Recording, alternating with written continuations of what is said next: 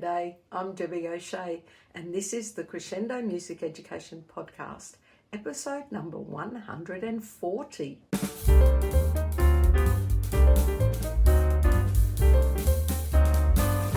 This podcast is being recorded on the lands of the Turrbal people. I acknowledge them as the traditional owners of the land and pay my respects to elders past, present and emerging. They were the first music makers on this land. On this episode of the Crescendo Music Education Podcast, I have a wonderful guest, Elisa Janson Jones. Now, I had not met Elisa before this podcast. I am so glad that we have connected. I have already learnt so much from her, and I will certainly be following her on all of the socials and reading her work. Fascinating. I think we've got a lot that we can learn from her. So this is part one. I know that you will love it. How lucky am I that I get to talk to people like this? Hey, welcome to part one. And welcome to the Crescendo Music Education Podcast, Elisa Janson Jones. Hello, Elisa. Hi, Debbie. It's wonderful to be with you. And if you're watching this on YouTube, you can admire Elisa's beautiful, crisp picture and that gorgeous background. So lovely. Thank you. Now we're going to start the way I always do with a brief bio, and then we'll get into some meaty stuff because there's some great information I would like to mine out of your brain. Elisa, okay? Okay. All right. Elisa Janson Jones is the founder of the Music Teacher Guild, a platform dedicated to supporting and elevating music educators through mentorship, resources, and professional development. A passionate advocate for inclusion in music education, professional learning. She empowers teachers with the tools they need to thrive. And we'll come back to that in a minute because that inclusion piece is becoming more and more relevant in our day-to-day work, isn't it? So we'll come back to that. As a certified AI consultant, Elisa specialises in integrating AI into education and business, helping individuals and organisations navigate mentorship, innovation, and effective technology use. She has designed transformative learning experiences, developed online courses, and built digital communities impacting thousands of educators worldwide. Elisa is the author of The Music Educator's Guide to Thrive and The Music Booster Manual, and was host of the Music Ed Mentor podcast. She has presented internationally, founded the International Music Education Summit, and led professional development initiatives for music teachers at all levels. She holds an MBA and is currently pursuing an Ed.D. in Instructional Design, further deepening her expertise in education and technology. Ta-da! Wow. When you list it all out like that, it's humbling. So And thank you. you don't often hear it back to you, do you? And go, oh my goodness, how have I fitted all of that in? It's doing a lot at the same time, right? Yes. Now, that's great. That gives us a really good background, and you're in a whole lot of areas that I know are interesting for a lot of our listeners. Like, I know we're all thinking, where is AI taking us? I know we're all thinking, when you're talking inclusion, are you talking about inclusion for every student? Is that what the area you're working in? Well, when I think of inclusion, I am looking at music educators Oh, so because inclusion if for the educators themselves.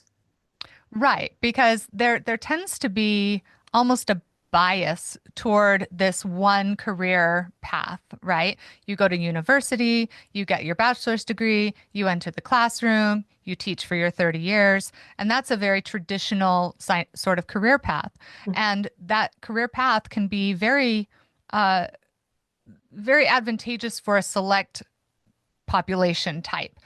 But nowadays, there are people who teach private lessons for years and then get a teaching credential and then enter the classroom.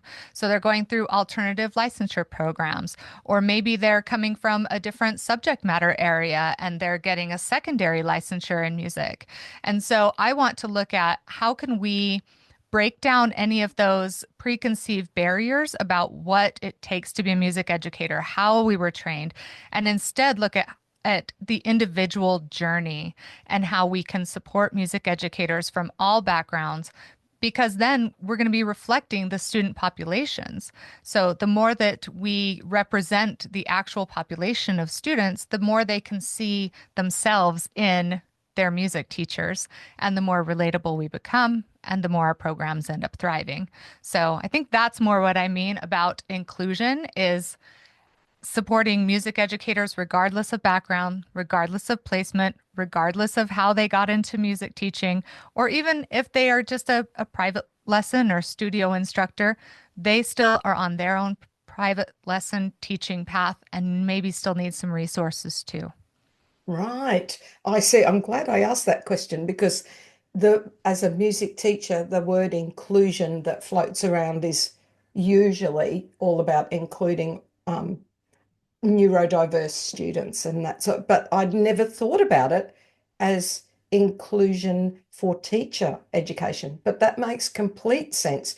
And there are so many people with different my path. I started as a general classroom teacher when I first graduated and went, I love this music stuff. I want to do this music stuff.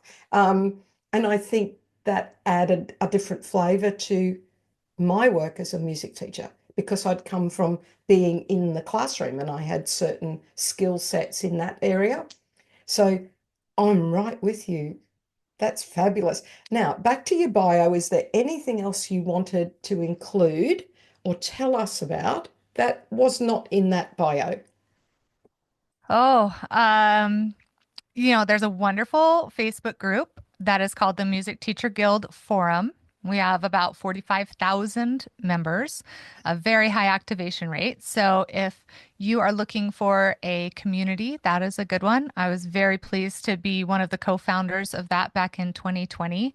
And we established it as a way for music industry professionals to also support music education professionals, which not a lot of communities really embrace the whole music industry as well as music education, but I see it as hand in hand. I'm a big supporter of NAM, the National Association of Music Merchants, which is actually an international organization. They host the largest music product trade show every January in Anaheim, California. I highly recommend that every music educator find at some point the opportunity to go to the NAM show because it opens your eyes to all of the opportunities in the music industry. And I think sometimes we live in our little world of music education. You can be a teacher or you can be a performer, and that is it. And the music industry is open to so many professions in so many ways, and it's a passion industry. So I'm a big advocate for the music industry and the way that we partner with them as music educators. And then let's see, right now I'm training for a triathlon. So I'm doing a lot of time on the bike and running and in the pool. And that is challenging. So And I bet you've never been called an overachiever. I don't think I've ever not been called an overachiever. Yeah, I'm sort of gathering that. Okay, in the show notes, we will put a link to that Facebook page. And oh, I can't wait to dig into that myself. I'm so into Facebook. My sons say that's because I'm a boomer. I tell them I'm only just a boomer. Come on. Anyway, it doesn't matter. I'm a boomer to them. Um, so I'm going to get into that Facebook page. I would love to also pop the link to NAM into the show notes. Um, you're actually the second person I've spoken to about that. And oh, I'd love to come myself. It sounds amazing.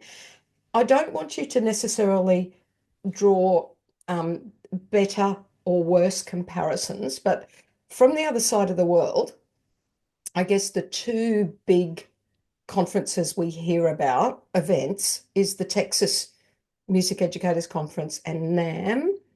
Um, so the difference from my perspective is one is includes industry representation, but it is for educators as well, whereas the Texas one is just music education. Is that right? Yeah, they're similar but also very different. So in at TMEA or Texas Music Educators Convention, they do have a robust exhibit hall that is full of wonderful, wonderful companies that support music educators specifically. Mhm. What NAM is that is different. Now you can get PD at either one. Your Texas Music Educators is going to have a lot more professional development options and more professional development pathways and a lot more youth performing groups. That's where they do their all-state performances. You're Oh, going to have more interactive sessions and things like that. NAM also offers some professional development. I've been very privileged to present both at Texas Music Educators and at NAM. And NAM has some good options, but they are more geared toward industry professionals. There is some music educator stuff, but a lot of it is for the industry professionals. And then you're going to have an exhibit hall that's 10 times the size of Texas Music Educators because it's now almost every company in the industry, not just the ones who focus on music education. So it's a crowded, lively, noisy party and it's amazing. So they're different in those aspects, if that makes sense. I would never say that one is necessarily better than the other. I think they're both phenomenal. yes, it makes me want to go to both, actually. But anyway, but I do agree with you. There's this separation between industry and education. They they just don't mix, do they? And I think they should. And in fact, there's quite almost a shunning of educators, some educators, for industry. Like they're separate, they're lining their own pockets, they're only about profit. I care for the children. There's actually real room for connection, I think. Yeah, absolutely. I actually did a whole presentation about it at NAM, not this year, but the year before. And a lot of it comes down to just bias. But you have to understand that the people who work in the music industry that focus specifically on helping music educators, many of them were educators themselves, right? That was me, lifelong educator, ran my own private lesson studio, taught kindergarten through eighth grade, like wonderful teaching background. My dad was a teacher. My daughter is about to become a music teacher. Oh, So you have people like me, and then I have also done stints in the music industry, but that doesn't take away from the music industry people. Yes, they have to make money. That's mhm. what they're there for, but that's not their primary purpose. Many of them could be making much more money in other industries, but because they are passionate about music education, they are more supportive. And you're going to be able to nurture relationships far longer term with music industry professionals. Yes, I like that. So I think that's something that we could all start to think about even in our own schools and our own situations. Yeah, time to crack open those minds a little bit. Yeah, I like it. Before we get into your music ed mentor and the Music Teacher Guild, I like to ask all my guests about gratitude. I think it's an important aspect of keeping our feet on the ground. And so I would love you to tell our listeners, for what are you most grateful, Elisa? I 100% agree with you. Having a gratitude practice is something I highly recommend. Dedicating time every day just to gratitude. If I had to pinpoint one thing, it's that I'm in good health. I think taking care of our health is the number one thing that we have to do as humans and especially as teachers is to take care of our health because if we're low energy, we are not as effective as we could be as educators. If we're out of the classroom because we're having health issues, our classroom time and our students can suffer from that. So right now, I am extremely grateful to be in excellent health. I'm still recovering actually from a mountain bike injury that happened last July. So I have, you can't see it, but I have tape on my shoulder and everything. But I'm just so grateful that I'm still able to get out there, that I'm very healthy. I don't have to have doctor's care for anything, and I can just be my best self. That is wonderful. Do you have any quick tips for keeping as a busy music teacher? I know you weren't expecting that question, but you're Uh, obviously moving and being physical. That's obviously important to you. You've mentioned triathlon and your mountain bike, and so moving is important. Any other quick tips? I'm yeah, asking for sleep. a friend, by the way. Yeah, it's sleep. I think not just sleep quantity, but sleep quality really matters. One of my favorite tips to give is to plan your day the night before. So before you close your eyes to go to sleep, get that next day planned, understand what you're going to be doing so that you don't wake up with the monkey mind in the middle of the night going, "Oh, I need to remember that. Oh, I need to remember that thing." You already have it planned, which gives you a much more peaceful, restful time. Detox from your phone every chance you get, right? Read before bed to help calm your mind. There's a lot of great, but yeah, for me, it comes down to obviously exercise and movement. That's for the good endorphins and oxytocin and serotonin and all of those good things. I found my best teaching days were the days when I would ride my bike to school. And it was about 10 miles. So it was about an hour of cycling and I would get there and change my clothes and prepare for teaching. And that those were the days when I was most emotionally stable. Nothing could faze me. I was always very happy and calm. And it really makes a difference. So exercise, of course, nutrition. I'm very careful about my own nutrition because I care deeply about my health and my stamina and my immune system. We forget that nutrition isn't just about fueling our body for energetic reasons. It's also strengthening our immune system, strengthening our cognitive system. So yeah, does that help? Oh, wonderful. I agree Just with all of that. I'm with you. I can second almost all of those things. Wonderful. Now, I would like you to tell us about Music Ed Mentor and the Music Teacher Guild, because I will confess they're new to me. So they're possibly new to some of my listeners. So could you tell us a little about them? And you created them both, I think, from your Mhm. bio. So also what led you to create them? Sure. So I'll start back in the very start of my career was actually in music industry. I worked my way through college working at a music store. And so I had all of these wonderful relationships with the teachers that who were my customers at the music store. And then I was able to enter the classroom myself. And I thought I knew about the business side of running a robust school music program. It's like running a small business. Mhm. And I did not. And I thought if somebody like me, whose dad was a music educator, who worked in music industry for 6 years to put myself through school. Yes, it took me that long to get my first music degree. I will tell you.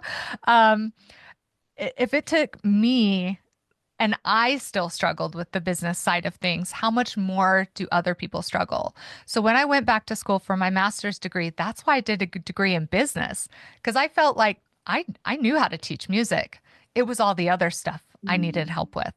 So then I started doing business consulting for solopreneurs and digital product people and local people. It was a lot of word of mouth.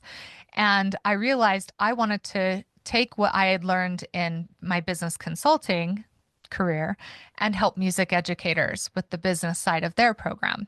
So that's when I started Music Ed Mentor, which is a podcast that helps music educators build, manage, and grow thriving school music programs and have long and happy careers. So we don't talk a lot about curriculum or classroom management strategies or different resources or things like that. Those do come up in the conversations, but it's largely geared around working with your local music store and how to develop a lifestyle that helps you truly thrive. So the podcast was kind of the start of that. I started doing a lot of workshops, national, international, regional, state workshops and conference presentations. And I partnered with the Make Music organization for the podcast. If you're looking for the podcast, we haven't published anything in a while, so you'll want to find it on YouTube. That's where you can find all 96 or 100 episodes or whatever it is. And a lot of them still hold up. We did that clear from 2016 through 2021. So there's some pandemic-esque episodes in there, which I think are actually still very poignant with the Yes. way the world is right now as well. So looking at that. And then, of course, I thought, what else can I do? So that's when I wrote the Music Educator's Guide to Thrive, which is about how to create a lifestyle like an entrepreneur and thus be healthy and happy. And then I wrote the Music Booster Manual and Best Practices in Music Education. And then I thought, what we need is actually a better way for music educators to access professional development. I live in Western Colorado in a small town, and the Colorado Music Educators Association conference on a good day in the winter when they host it is about a 7-hour drive over the Rocky Mountains, often in snow, which meant that getting there in person is a real commitment, not just to mention the registration fees and the time and the hotel. And then they hold it at this beautiful resort that's $250 a night, $20 a plate for a meal. And it's a big commitment in addition to that extra, day of travel each way. And many music educators aren't going, right? And yet we need that professional learning. So I created the International Music Education Summit, which I no longer run. Wonderful woman named Daphne Grismack does. That's actually her maiden name.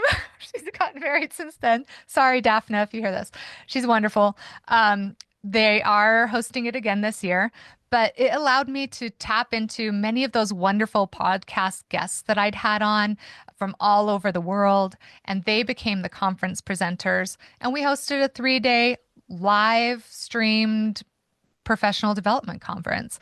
And this was 3 years before the pandemic. So, of course, when everybody was shut down and we all had to quickly pivot to remote learning, I was fortunately very poised to be able to help many people through that process due to all the online learning stuff that I'd been doing. Yes, So you had come to that early. You were ready.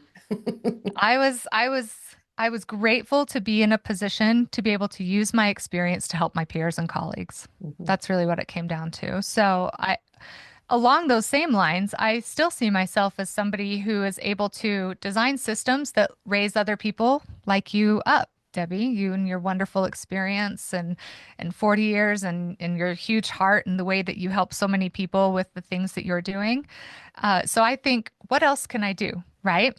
So I did a few years working for the Consulmer Corporation, which was great. It built my stronger network of music industry people. I left there about a year and a half ago and started the Music Teacher Guild. So that's why you haven't heard of it, because we've only been around for a year. Okay, And good. I started it to initiate a robust mentorship network that music educators from around the world could get onto the website, could find a vetted, experienced, and well-trained mentor. So I vet the mentors. I train them on how to be wonderful mentors, and then they're available for booking on the website. You just go on there and there's a little category filter. You can find and connect with a mentor there and request a 15-minute alignment call just to make sure it's a good fit. And then you can decide what that mentorship relationship looks like. So we started with that and a community. So I already mentioned the Facebook community. We have another community that's off Facebook for non-boomer types.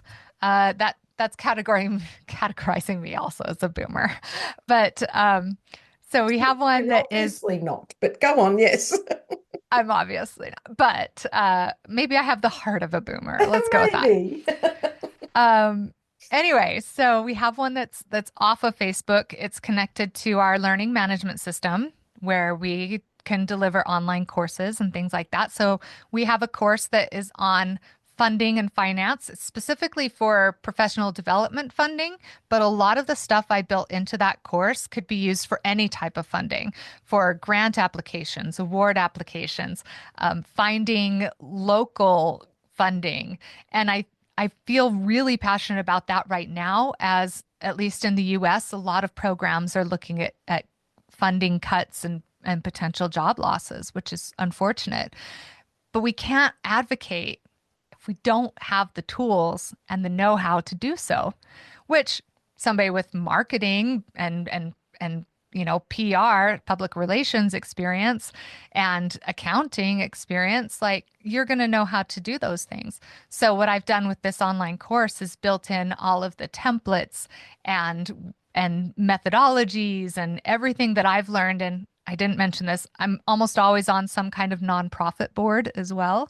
So right now I'm on the board of the Colorado Brass Band. So I've done more than a decade and a half in the nonprofit space as well. So how can we get more funding? That's what the Music Booster Manual is all about. Of course, that's included free in this online course. And right now that course is totally free to access. I think we're going to end up paywalling it at some point, but we haven't done that yet. And we actually have a workshop on April 30th that is a totally free funding and finance workshop so that we can start to empower music educators with the tools that they need to powerfully advocate for funding and for sustaining their careers. Yes, that sounds amazing. Do you think, obviously, we're going to put the links in the show notes to all of these things.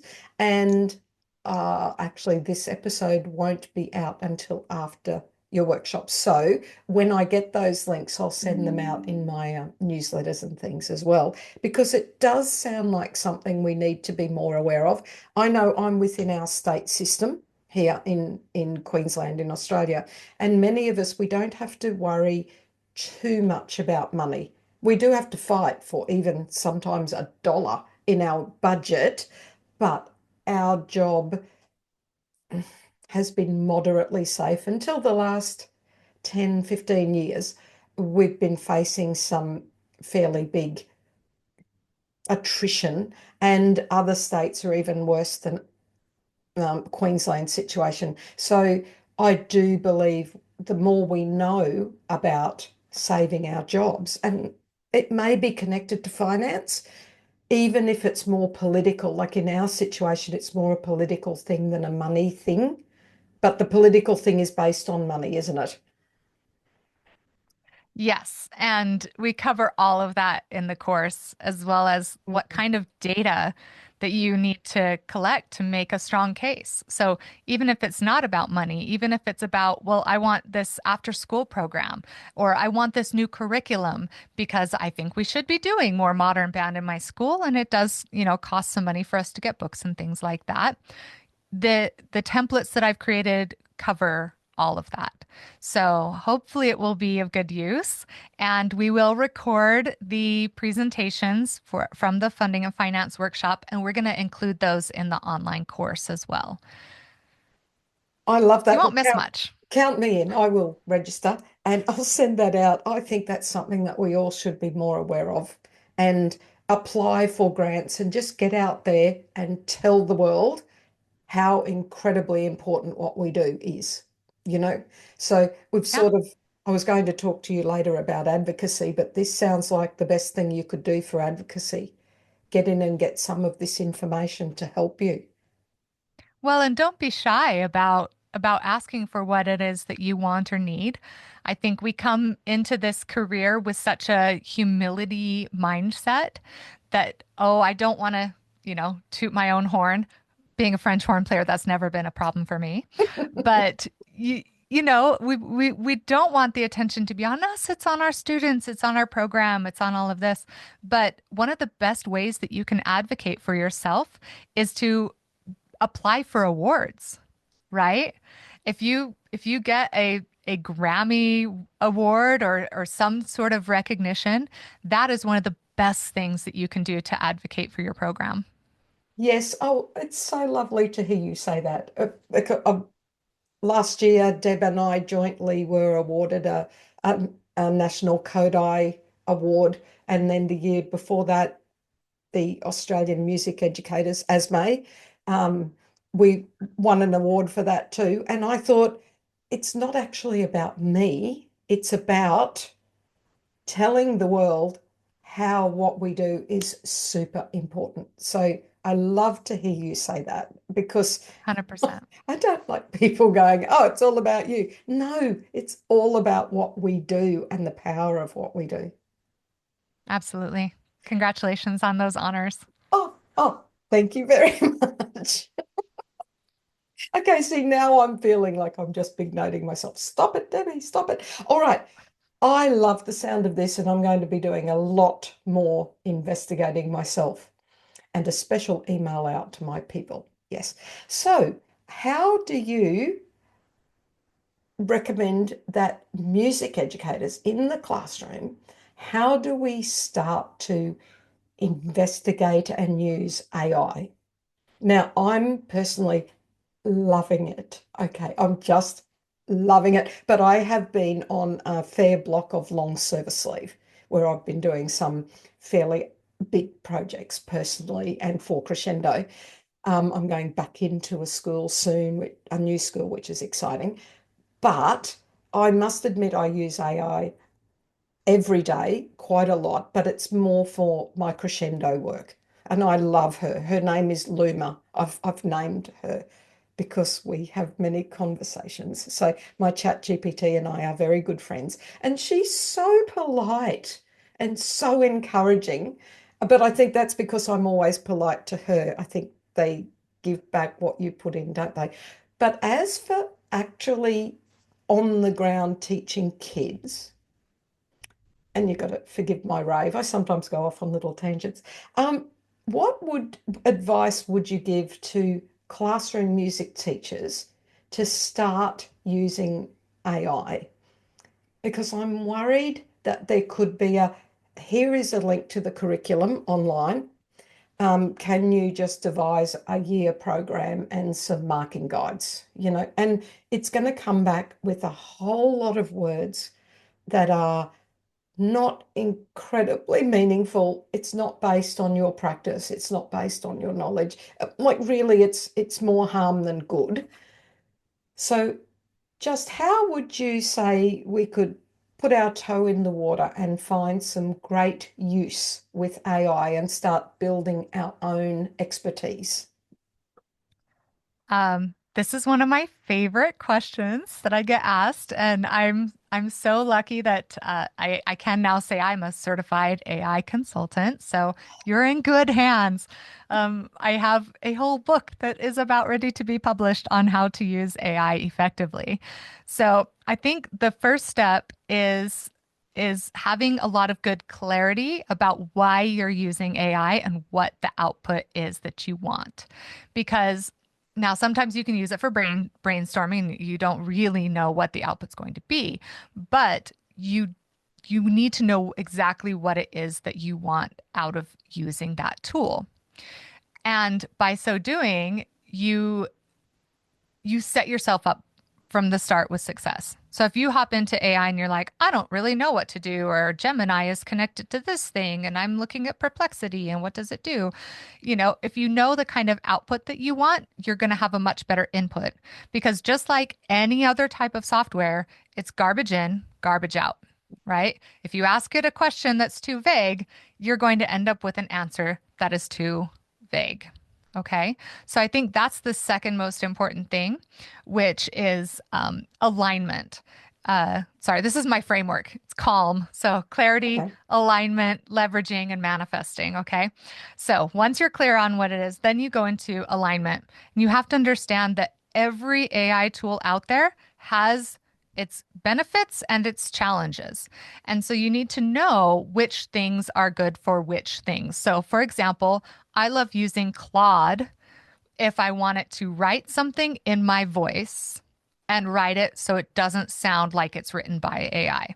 ChatGPT is less good at that, okay, unless you create a custom GPT. Claude, on the other hand, is not connected to the internet. So it's not going to be able to, look at a website and give you an analysis of the synopsis of what's on the homepage of a website. ChatGPT can do that. Perplexity is a great tool if you're searching and need to find the exact links to cite and you want to see maybe the flow of the logic of that conversation. Perplexity is great for that. If you want something to help you compose in real time, there's great tools in some of these AI tools. Or you can try using something like Gemini that's already connected to like Word or Google Docs, right? So aligning with the right tool for the right output. Okay. Yep. And then I think it's understanding a lot of the biases that these have. So you said your AI is so cheerful. They are, they have a strong bias to be a cheerleader, Yes. especially ChatGPT. Yes. It's going to ask you a question at the end. Do you want me to help you with that? Would you like me to incorporate that? Would you like some additional da da da da da? And it has a bias because it wants to be that puppy dog that brings you all of the treats, right? It's doing everything it can for you. But because it has that bias, it's going to lie to you, Yes. right? Okay. It doesn't want to hurt your feelings. It wants to give you the answer. And so that's why it will tend to hallucinate, right? Which is give you false information. It does. I am just having the best time with my chat GPT. I just love her. And sometimes I'll just say, you're just making stuff up again. And she'll go, oh, yes, yes, I'm sorry. That's right. You called me out on it. Good point. You made a good point there. Nope, you're right. I did miss that.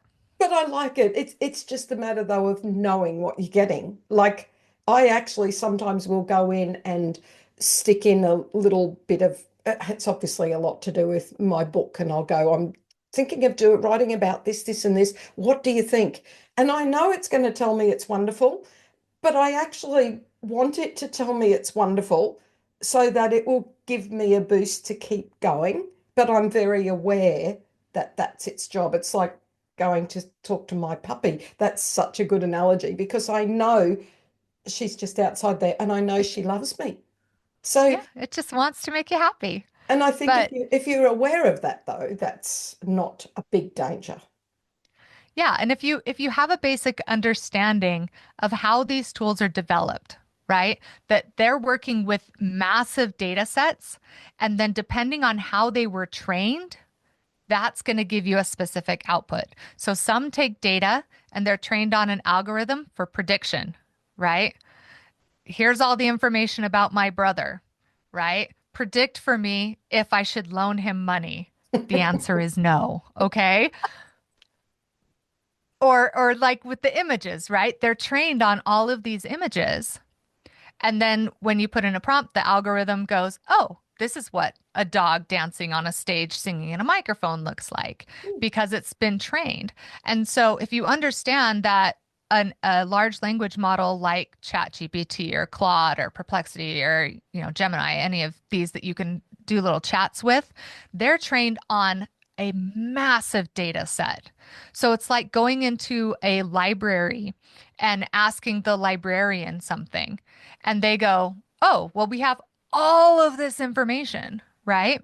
But if you can do the third step, which is leverage, which means using your own talents as a prompt engineer, you can ask the librarian a very specific question. So if I had a book draft chapter and I didn't just want it to cheer me on, I wanted it to actually pinpoint where I'm having errors or where I need to add more information. I can give it a role and say, be my book editor. Number one, it's given a job. Number two, I want you to look for areas where I'm potentially missing information, where I'm not being as clear in my descriptions as possible. Where are my opportunities to improve here? And then, like, the third thing is be concise or be the opposite of concise, right? Which is be very comprehensive in your response. Because that's another bias is that these AI tools will truncate their responses. So if you ever ask for something and it's giving you 1, 2, 3, 4, 5 bullet points, here's the next thing 1, 2, 3, 4, 5 bullet points. It's doing that so that you have a concise response because it doesn't think that you want a comprehensive response. But if you go through and ask it for a comprehensive response, you're going to end up with a lot more bullet points under each of those titles. So, getting clear, aligning with the appropriate Yep. tool for the appropriate output, Yep. leveraging your skills and understanding the biases, and then manifesting it into something in the real world and understanding that it's there to be a tool in your toolbox, just like your method book is meant to be a tool in your toolbox, just like, you know, an automated assessment tool. It's just a tool in your teaching toolbox. And AI should be that for us too, which means that we also want to have a human in the loop, right? You can give a method book or a play along to a student, and they're going to be able to learn, but they're going to be able to learn better with an actual human who can give them direct feedback, who can customize that learning for them. So keeping that human in the loop and remembering that you're using that tool for a specific reason. Unless you find my really fun custom GPTs, which are literally just for fun. Like I wrote one that is a fortune teller. Um, it's great. I actually just wrote one that I'm putting it into a new course that we're building for the Music Teacher Guild that we're calling Careers in Music because we want people to see all these vast options of careers in music, right? Oh, And so I wrote a custom GPT that gives you basically a quiz. You answer 5 questions, they're multiple choice questions, and at the end it goes, here are careers that you might like. that's fabulous. That So sounds, fun. that does sound fun. Oh, I would love to have the skills to be able to do that. I'm loving calm, and I'm also loving just personally hearing that and going, oh, good, yes, I, I've got my head in a fairly good place around the way that I use ChatGPT. I like that. And I have been Wonderful. meaning to look into Claude, but I'm going to do that today, I think. Clarity, alignment, leverage, and manifesting. And I love some of those words you talked about for leverage. Just even when you're asking for responses, just having a couple of pairs of words. Are we going for uh, brief or comprehensive? Are we, if you can think, what am I actually looking for? Mhm. But also remembering you can always ask a further question so that if you get your 5 dot points, you can say, well, look, thanks for that, because I always have my manners. Thank you very much for that. But I wanted a much longer answer. And then it will give you more because I just think sometimes you've got to mine down a couple of questions before you actually get what you want. I find it's usually 3. Hmm. If you're used to prompting, you'll anticipate it's going to be your third response. So you can look at wonderful prompt templates and things like that, but remember you are the human in the loop. It's your job to look at that output and go, is this clearly what I was looking for? Hmm. What else can I ask for to make it even better? So don't be afraid to, clarify. I almost always get what I want out of AI these days.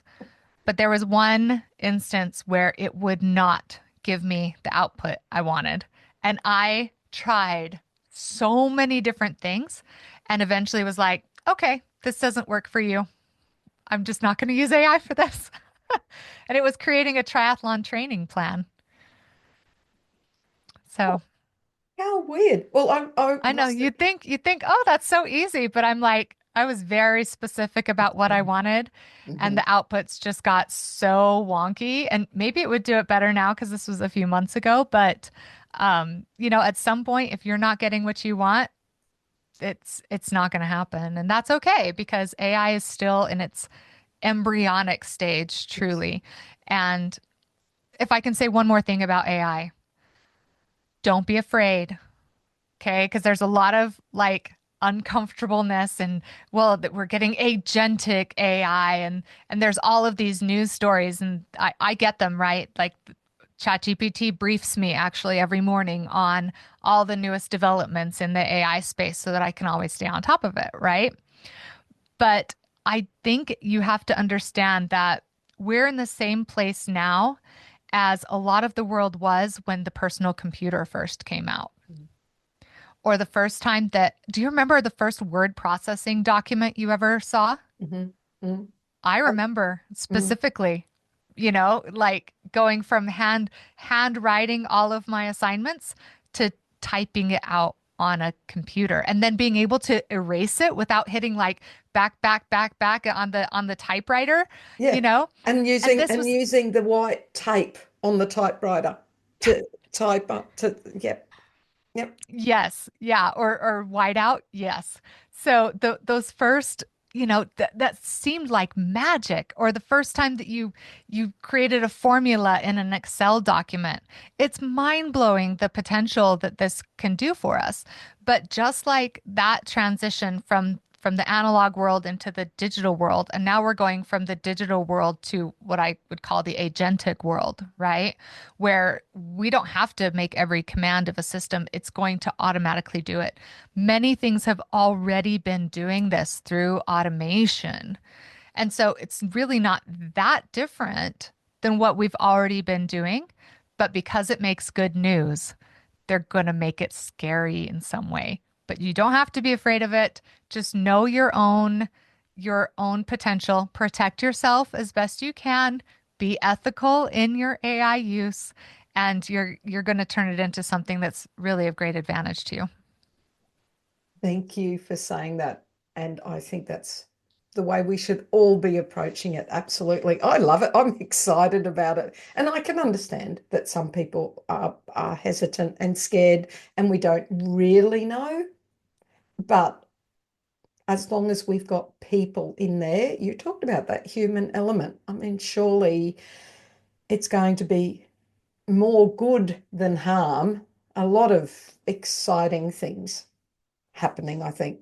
Thank you for that brief outline. I love it. I'm going to use calm, and I love the human in the loop and the agentic world. I'm there. I'm there. Awesome. You'll have to I'll send you my book once it's published. I have the website up already, Calm AI Navigator, because I've just filed a US trademark for it. So Oh, well, congratulations. Wonderful. crazy. Yay. We're cheering you on here. Thank you. Um, oh, heavens, there's so much to talk about. Can we have a quick talk about your research and the core competencies that you think music teachers need in today's world before we get on to our nuggets of fabulous? Because it sounds like our core skills, I still think we need our core skills of, musicianship and classroom management and all of those things we're going to still need. But what additional ones might we need looking forward? Sure. So I am almost finished writing up. I'm actually just in the final approval stages for the study that I did, which is on I had to focus it in on secondary instrumental music education. So to be fair, it doesn't cover choral or pre-K through 5, elementary or general music education. So I really focused in on the secondary instrumental.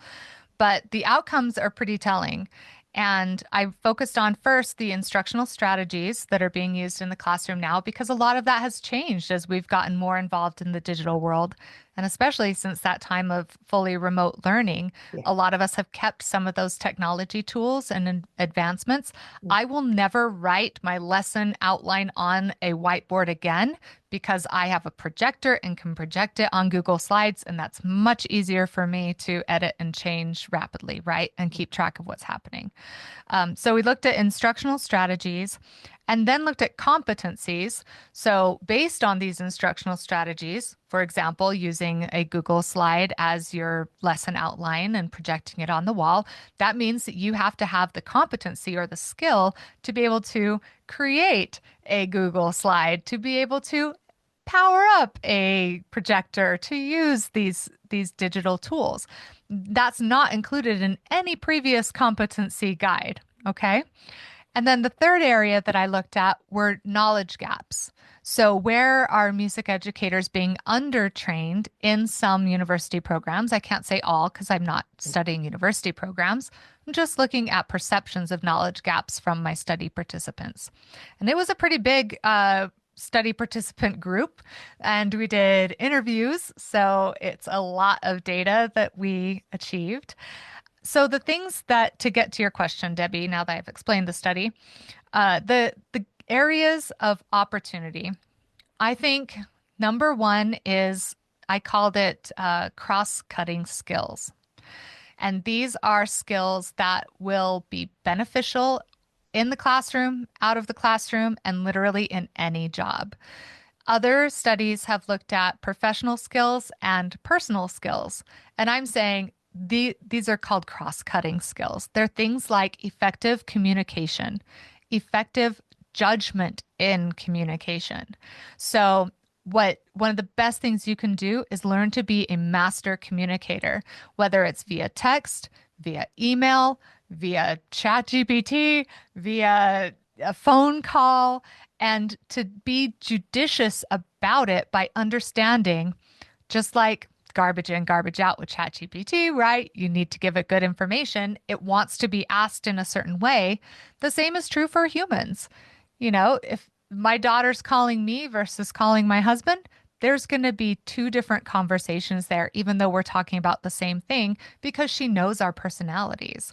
So having masterful communication skills is going to benefit you as a teacher. It's going to benefit you in literally any job. So a lot of those cross-cutting skills are areas of opportunity.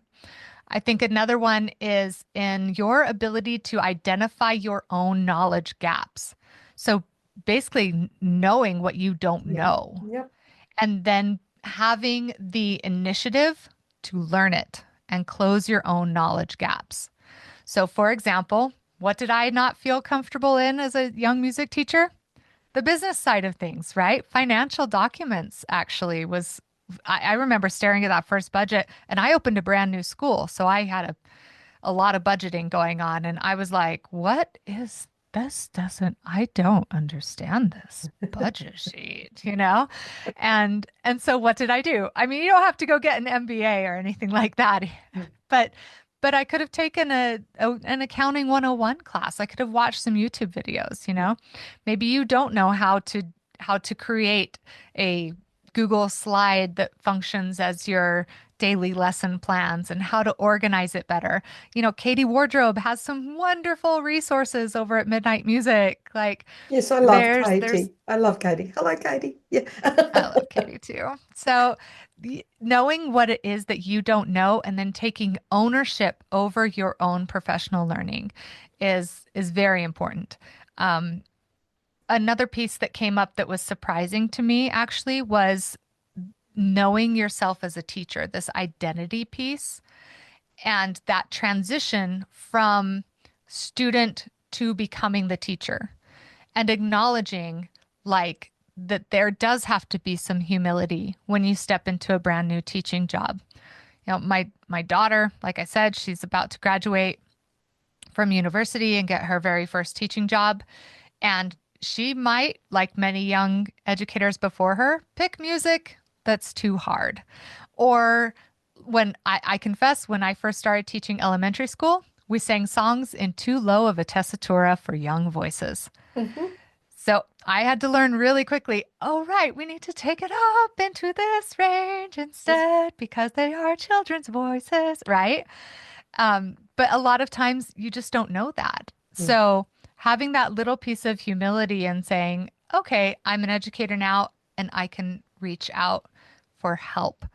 And that's the last piece, which is you don't have to be stuck trying to figure it out on your own. Mm. I don't know a single music educator who wouldn't help another music educator when asked for help. I was able to enter the elementary music classroom. I was trained secondary instrumental, right?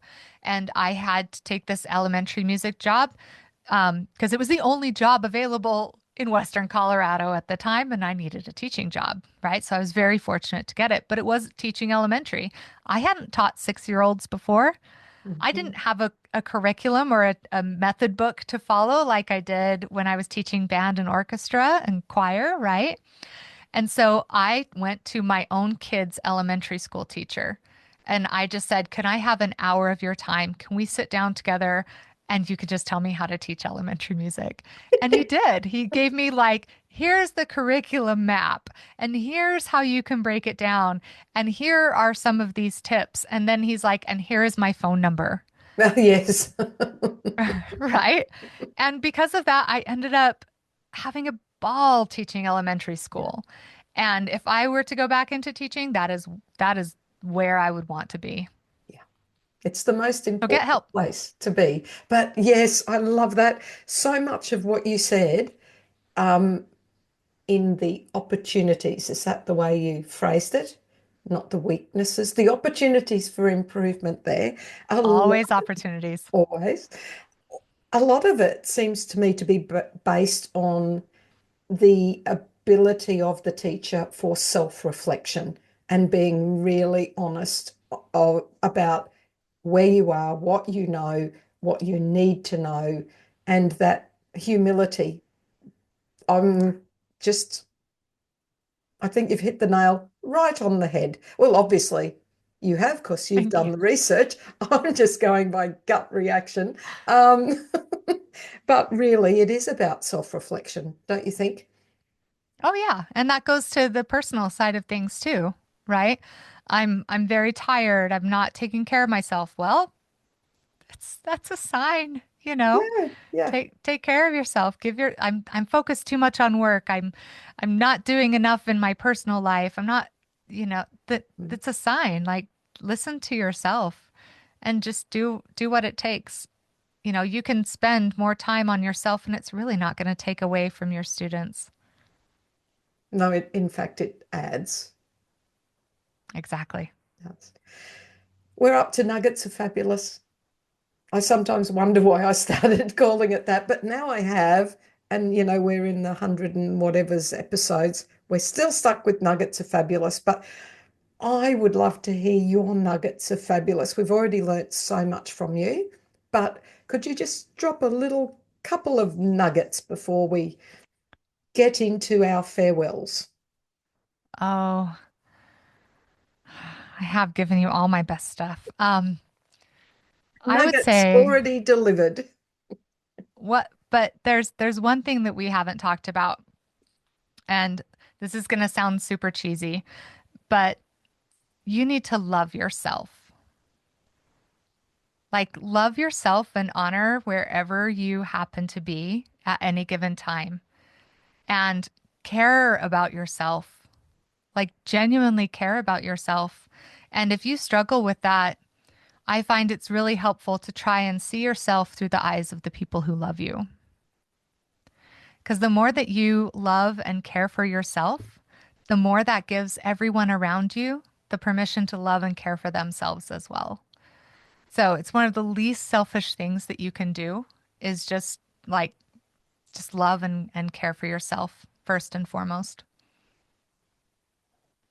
That is wonderful. It's slightly ironic that I'm actually writing about that in my book right at the moment, too.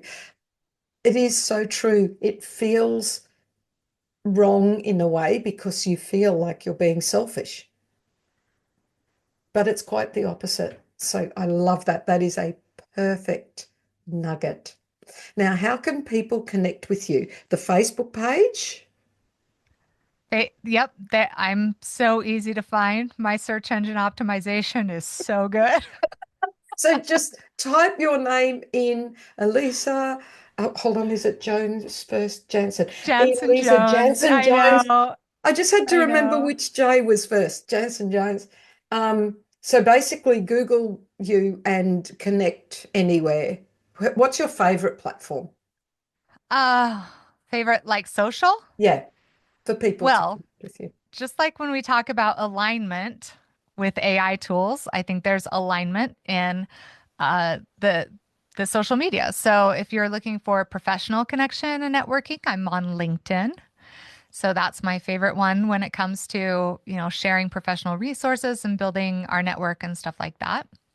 We also have a Music Teacher Guild page on LinkedIn with almost 1,000 followers now, which is awesome. If you're into just like the more socially kind of stuff, then Facebook. If you want to see all of my outdoor adventures, I put those on Instagram. And all of these are accessible on my personal portfolio page, which I highly recommend everybody has. If you don't own a domain name that is your name, you should go and get one. So I have elisajanson.com or my new one, which is elisajones.ai. Oh, That's the easiest one because it's just Elisa Jones is an easy last name and then .ai. oh. And then, of course, the Music Teacher Guild, musicteacherguild.org. Get on there, find a mentor, find our courses. It's going to be Oh, great. goodness. I will put all of those links into the show notes. And if you're looking for the show notes, you won't find them on your podcast players, but you'll have to get back to my website, crescendo.com.au, and then find Elisa's episode, and it'll be all in there. And there'll also be eventually, I'm a bit behind, a blog post with the full transcript as well as the links. So that will, you can find them all in there. That sounds wonderful. And I think we've already talked so much about advocacy, so we're not going to go there. I am so going to connect in all of those places when I am off this recording. But one last chance to get on your soapbox and tell the world something that you would like everybody to hear. Other than love yourself? Yeah, no, your nugget of fabulous was, I think, your soapbox moment. Yeah, I don't know that I have much else to say. Just connect, build relationships, build your network, support yourself. Like this is your life. It's your life to live, and nobody else gets to direct it but you. So do it. Have an awesome life. I love that. It's been a delight. Thank you so much for having a chat to us today. And I will certainly be in touch off the podcast. So thank you, Elisa. Thank you, Debbie. It's been a real pleasure. As we know, laughter relieves stress. Don't lose sight of the funny side of life. Hey, did you hear what Peter Parker does for a living these days? Yeah, he's a web designer. Thank you so much for watching our Crescendo Music Education podcast. For more information about all things Crescendo, including membership and music education resources, visit us at crescendo.com.au. Don't forget to like and subscribe.